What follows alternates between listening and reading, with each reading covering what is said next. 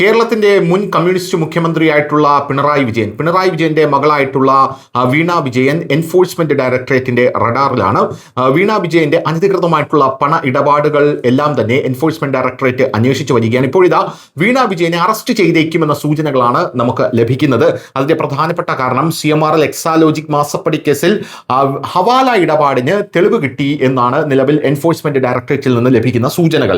ഈ കേസിൽ വീണയുടെ ഭർത്താവും മുൻ മന്ത്രിയുമായിട്ടുള്ള PM മുഹമ്മദ് റിയാസ് MLA സുഹൃത്തുക്കളുടെ വീടുകളിലും സ്ഥാപനങ്ങളും അടക്കം കഴിഞ്ഞ ദിവസം 9 ഇടങ്ങളിൽ എൻഫോഴ്സ്മെന്റ് ഡയറക്ടറേറ്റ് റെയ്ഡ് നടത്തിയിരുന്നു. പരിശോധനയിൽ ഹവാല ഇടപാടുകളുടെ പണം കൈമാറിയതിന് തെളിവ് ലഭിച്ചതായി ED റിപ്പോർട്ടിൽ പറയുന്നു. ഏതാനും ഡിജിറ്റൽ ഉപകരണങ്ങളും പിടിച്ചെടുത്തിട്ടുണ്ട്.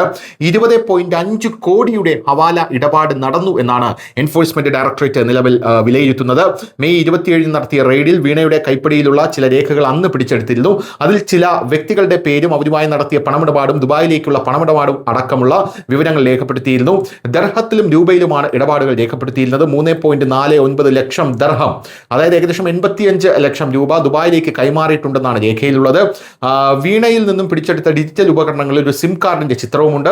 മറ്റൊരു വ്യക്തിയുടെ പേരിലെടുത്ത ഈ സിം വൈഫൈ റൂട്ടറിനായാണ് ഉപയോഗിച്ചിരുന്നത്. ഈ സിം ഇന്റർനെറ്റ് കോളുകൾക്കായാണ് ഉപയോഗിച്ചിരുന്നതെന്ന് സംശയിക്കുന്നുവെന്നും എൻഫോഴ്സ്മെന്റ് ഡയറക്ടറേറ്റ് പുറത്തിറക്കിയ പത്രക്കുറിപ്പിൽ നിലവിൽ പറയുന്നുണ്ട്. News desk news India Malayalam.